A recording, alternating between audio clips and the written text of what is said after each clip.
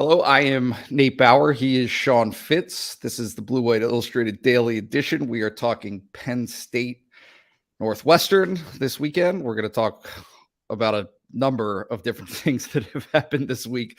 Let's get right into it.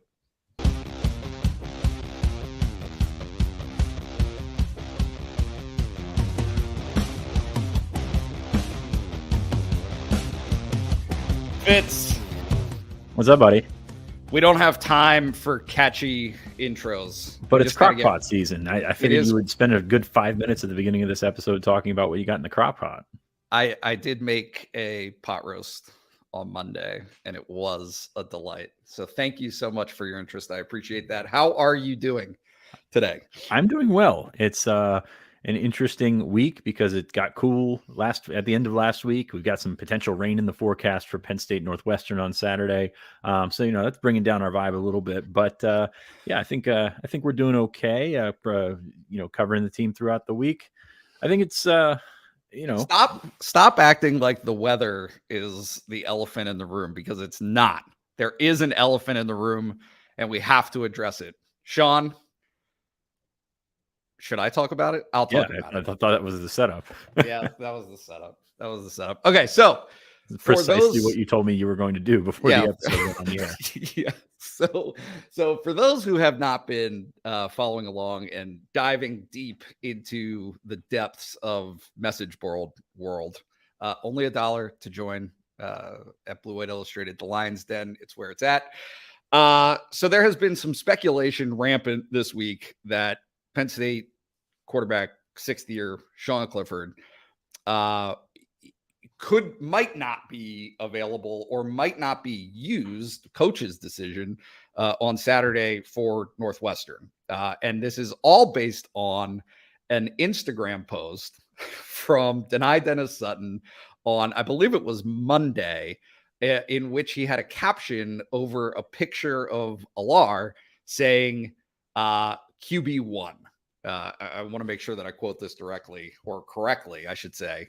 And so from that post, things kind of started to trickle, right? And I think I looked for some things. Sean looked for some things. We had some conversations, and the consensus among us, whether it was people on the message board claiming to have information or just things that we noticed, is that it's not totally out of the question, right? Like there wasn't a complete denial or a complete rejection of this notion. And so if you parse some of the words that James Franklin said on Tuesday, you parse some of the answers that he had on Wednesday, and let's be honest about this, some of the questions that were asked on Tuesday and Wednesday were in a very roundabout way an opportunity to get him to touch on or discuss somewhat the possibility of this being the case.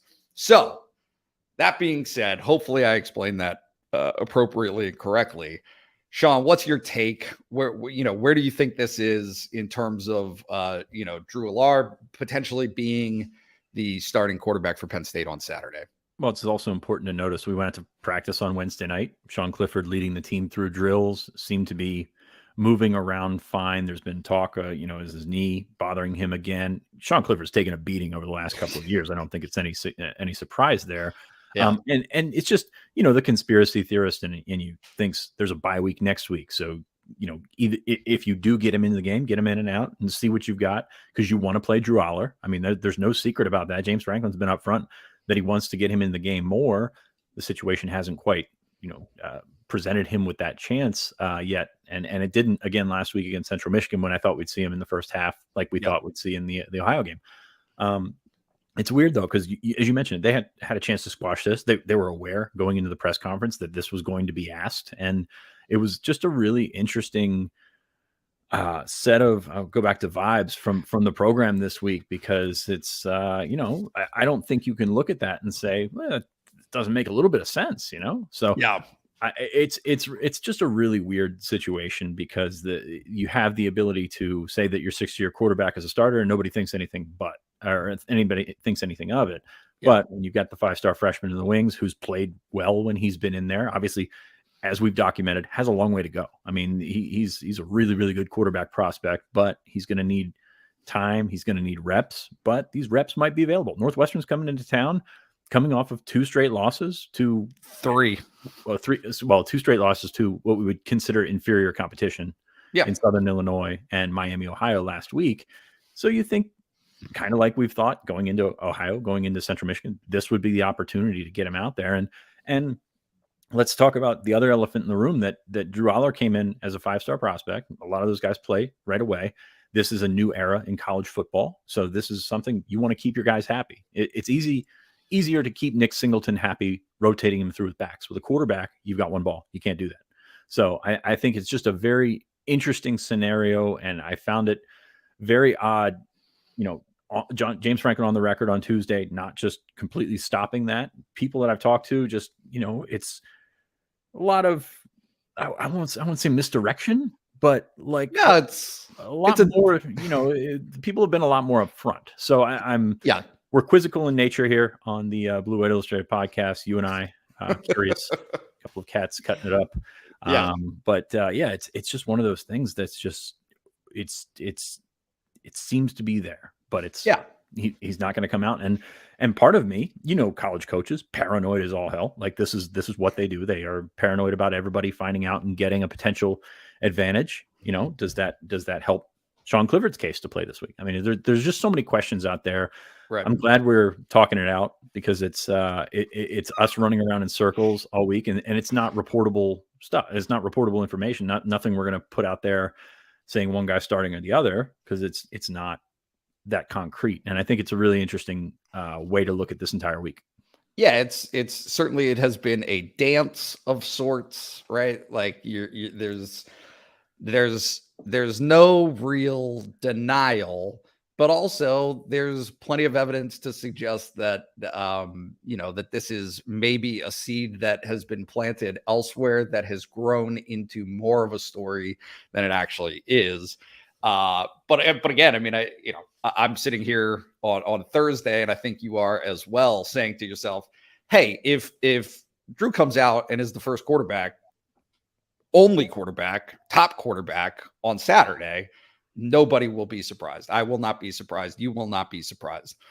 But also, if it's Sean Clifford, same, right? Like neither of those scenarios, I think would surprise us. So and I think it's important. You've got the bye week on the other end of this. So if there isn't a situation where somebody's banged up, 2 weeks is a lot better than one in terms of, or just taking a full game's worth of punishment. It makes sense. Michigan then needs to prepare for some other things. So from a strategic standpoint, it also makes sense. Here we go conspiracy theory again. Yeah, I did some Zapruder film evaluation of the game on Saturday to what? No, we spent way too much time trying to talk ourselves into this. So I'm only saying that one, Sean Clifford took more hard hits against Central Michigan than I had recalled from the in-game viewing experience. He got banged around, but also on the other end of the spectrum, it didn't appear to me as though there was a definitive moment where he got up so slow or got up, you know what I mean, so gingerly as to suggest that there was a serious problem from anything that would have occurred in that game. So that's where we're at, all of which is to say we spent 10 minutes telling you absolutely nothing. It might be real. It might not. We're going to find out, I think, on Saturday. Beyond that, however, certainly we saw some other things on Wednesday at practice. I know that there are a couple of defensive linemen that people are still interested in learning about. Where do things stand there? The tone when James Franklin was asked about Smith Vilbert by himself on Tuesday, because that's also an interesting point, is Smith Vilbert and Coziah Izzard had sort of been tied at the hip because it's seemingly a same situation. He was asked about Vilbert on Tuesday, said he wants to sit down, talk with him before he announces anything, etc. Then he was asked about Coziah Izzard after practice on Wednesday, and it was kind of a different tone. It was, maybe we'll get that worked. I don't have the exact quote in front of me, but maybe we'll get that worked out this week. And, he seemed to open the door more for Coziah Izzard. I think the challenging thing there is Izzard was in 99, which he always, that's his number. Smith Vilbert was in 99, which is, it's also a member of Northwestern's defensive line. So I don't know that you could take away and say that Izzard was on the scout team or not in the 20 minutes of practice or whatever that we saw. So there's still questions about his availability. I got it right now. It's possible. We'll see how this plays out this week. It's possible, he said about Izzard. So that to me left the door open a little bit more. So probably it's time to separate the conversation about Vilbert, about Izzard, and make them sort of their own thing. I think Izzard could help them in terms of their depth up front, especially defensive tackle, where they've rolled 5 guys through, and Izzard got some starting experience last year. I think if you're looking at these two strictly as impact players at their respective positions, I think Izzard would be the bigger guy to get back than Vilbert, especially with the way that Amin Vanover has played and Dennis-Sutton has played at defensive end. So found that interesting. It seems like Izzard on the precipice of maybe making a return. Vilbert seemed a little bit more open to interpretation, but not. Yeah. Another guy who certainly, I think everybody is anxiously awaiting in Penn State world whether or not he's going to return is Hunter Nourzad. I think that, we were able to kind of gather on Wednesday night that he was back at practice. So that's something. And then certainly James Franklin on Tuesday and Wednesday, both of those days, he addressed questions about Nourzad and more or less had the same answer, which was simply that Nourzad could have played last week against Central Michigan. He warmed up with the team, but didn't play, and that they felt as though if they were able to get away with it, not playing him against Central Michigan, it would open the door to him being available this week. I think it's going to be, again, potentially a similar situation. You don't want to, so much of the conversation that I think has happened this week, whether it's Clifford, Nourzad, others, is with this built-in expectation that Penn State's going to roll in this game, right? That this is an opportunity where you don't necessarily have to play all of your best players, even if your best players are less than 100%. And certainly there's been a little bit, again, of a dance in terms of Penn State and James Franklin saying, hey, you got to win the game. You still want to go 1-0 this week. So that's something that they're going to have to resolve. One more guy. Well, sorry. They did that last week with Nourzad, with Kevon Lee, as they brought him out. They put him in pads and labeled them with, if he needed to play, using the finger quotes here, if he needed to play, they would have been available. So I think that just gives you one more week as in terms of rehabbing, getting back where you need to be. So if they were that close to playing last week, you feel pretty decent about them being able to go this week. Yeah. And should be noted, Kevon Lee was dressed and practicing last night on Wednesday, whereas the week earlier he was not. But also that bye week is looming as well. So if Nourzad doesn't play on Saturday, that's an extra week to get ready for Michigan, which you could argue is a good thing to do. They also, Penn State wants to redshirt JV Nelson. I know he played last week. It's just his second game. They didn't put him in the Auburn game for those reasons because they wanted to preserve that red shirt and use him in an emergency basis. Probably the wrong word there, emergency basis, but see what he's got. And they seem pleased with the way that he played against Central Michigan, but they would like to, he's got 4 years to play 3, like to maximize that eligibility, get a red shirt on him, and then have 3 more years with him, because that's a really opportunistic. That's a really, really good opportunity for Nelson to mature, to get stronger, and to use that extra year that is possible for him. Nate, did I lose you? I lost you, but we're back. Router issues.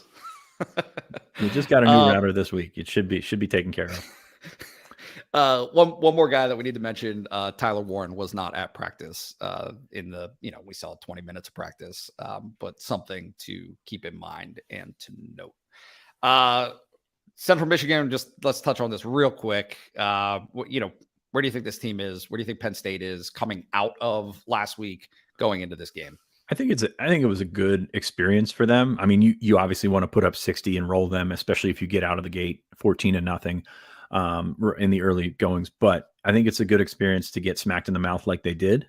Play a defense as aggressive as Central Michigan, and just that's a MAC team that tried to bring it to you. You were able to win by a comfortable margin, so you're feeling good about that. But coming off of a big win at Auburn against an SEC team, maybe feeling a little bit better about yourself than you should have been. And I think that's a very grounded win right there. And I think that is something that they can benefit from. They can also take a look at the tape and patch some things up because, they're a top 10 team now and they've got holes, most, if not every top 10 team still has some things to work on. So maybe get a little bit exposed in a game where you win by 19 is a pretty good thing. So I like that. Still work to do on the running game. I thought Katron Allen played a heck of a game. Those corners are something, man. Like you just go to a different one every week. Kalen King, just phenomenal player. That'll be very interesting. We're going to talk about Northwestern here in a little bit because Northwestern does throw the ball a lot, but I think it gave you an opportunity to sort of reflect on maybe you're not as good as you think you are. And that's probably a good thing for this team. Yeah, no, it certainly sets up well for Penn State going into this game against the Northwestern team that's struggling. We'll, like you said, touch on that in just a moment. But before we do, got to shout out our sponsor here for the show. Have you been looking for a reliable source of Penn State football tickets? Jim at TixmanJim.com, formerly at PSUTixman.com, has been running his ticket exchange in Wilmington, Delaware for over 25 years. Every buyer is handled with courtesy, respect, and every ticket purchase is guaranteed. Proceeds are used to fund the PSUAA Chapter Scholarship Fund and the PSU Levi Lamb Fund for athletic scholarships. Get the Ohio State game, Stripe Out, Minnesota Whiteout Homecoming tickets, all from Tixman Jim. Go to www.tixmanjim.com or email Jim directly at tixmanjim@gmail.com, or you can call him at 302-521-8380. As always, much appreciation to Jim at Tixman Jim for his support of the show. Moving on, Northwestern is a program that has a head coach that a lot of people respect. Tons of respect out there for Pat Fitzgerald. But, has had... We respect him as well. No, you can add that. Yeah, I respect him. But, come on. They're having some issues currently as a program. And so that right now in the present tense means a 1-3 start to the season, despite a win in Ireland. I believe that game was in Ireland, right? Dublin over Nebraska to start the season. Obviously, since then, we've come to understand that Nebraska is a train wreck.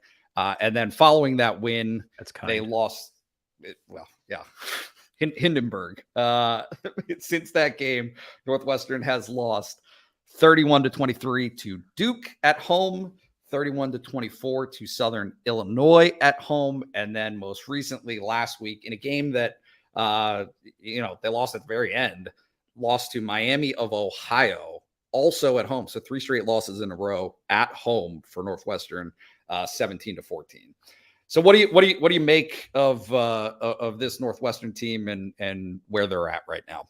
That is a great question because you look at the tape and some good things pop up. Their tackle, Peter Skoronski, really top 15 pick, top 20 pick maybe in the NFL draft next year. So there's spots where they have talent, but there's going to be issues here. Northwestern is in the top 10 in the country in pass attempts. That's not something you've ever heard before. Like Northwestern is a program built on blue collar, running the football, etc. Ryan Helinski is going to come out and throw a lot. And now a lot of that has been out of necessity. They've played from behind and really they're in kind of a reeling spot. And I don't think it's the most efficient use of their time for what they have offensively, but they're going to throw a lot. The downside to being top 10 in attempts or passes thrown this year, I think they're third in the country or third last in the country in yards per attempt. So that's not a ton of big plays coming either. This is an offense that doesn't really score that much. And you know, I don't know if you've heard Nate in the past talk about the importance of scoring points, but it's for important. for all the complaining about that we've done about Penn State on this end, you know, Northwestern is struggling as well. So I think they've got some pieces. I'll be very interested to see if the weather plays a factor. We're talking rain, you know, the end of the bands of rain that could come up from the hurricane. But this is a game that I think they would like to shorten, like run the football, shorten it, and maybe slog their way through it. And, you know, our predictions, which we'll get to in a little bit, are a little bit lower scoring than we're used to seeing. But this is also another game that Penn State has a distinct talent advantage on both sides of the ball. And they should have the opportunity, if you can break off a couple of those big runs, an opportunity to put some distance between them and the Wildcats fairly quickly. Yeah, I think one thing stands out to me, and not that this is, you know, some crazy insight, but this is an opponent for Penn State where building an early lead, I think, becomes important, but can really magnify and help speed up the process, right, of getting away from Northwestern to a point where Northwestern can't catch up. This is not a Northwestern team that is built to play from behind. And so, you know, I think if you're Penn State and you look at the quarterback and you look at your defensive backs, you say to yourself, hey, this is prime opportunity season to create turnovers, to create interceptions, to really maximize that unit. But you want to, for as much as Northwestern has thrown the ball, again, you know, based on what you just said, it has been from a position where they have needed to. And so I think that if you have the opportunity to get them into those situations early in the game, it just sets up very, very well for Penn State to maximize what it's good at on both sides of the ball, right? Because certainly defensively, you can take advantage of potentially some turnover opportunities, but also if you're Penn State's offense, right, quick strike offense, clearly, again, the weather might play a factor in that. But also you have an opportunity to run the ball against the defense. Really, you could do either thing against this Northwestern defense. I mean, I think that the numbers spell that out, which, if I may, 82nd in total defense, 91st in rushing defense, 74th in passing yards allowed, 70th in team passing efficiency defense, and 81st in scoring defense. Like, there's nothing good on its face. But then you look at the opponents that this has come against, and at home, I mean, look at the disgust on your face, Sean. It's just, I was just looking at the Big Ten defensive stats. They're 13th of 14 in terms of yards allowed in rushing, and they give up 161 yards per game. Nebraska, who is their only Big Ten opponent to date, has given up 233 yards per game, and there's obviously a big gap there. But that was the disgust on my face. But 4.4 yards per carry. Penn State, namely Nick Singleton and Katron Allen, should be able to do something with that. Yeah. I think on the defensive side of the ball, obviously we just mentioned, kind of the points that they've allowed. One thing that stands out typically, and again, this is kind of a traditional stereotype, but Northwestern teams have typically been fairly physical. Right? I mean, they are willing to bring it to you. You know, was last weekend a wake-up call for Penn State to that end, because I did think one of the things that stood out about Penn State from the Auburn game was James Franklin talking afterwards about how he had felt like that game in particular gave Penn State a boost in that department, in being a more physical team, that he wanted that to be an identity that Penn State had as a team. And so he was kind of trying to foster that and give it praise. He talked specifically about Sean Clifford being able to bounce back from one of the hits that he took early in that game.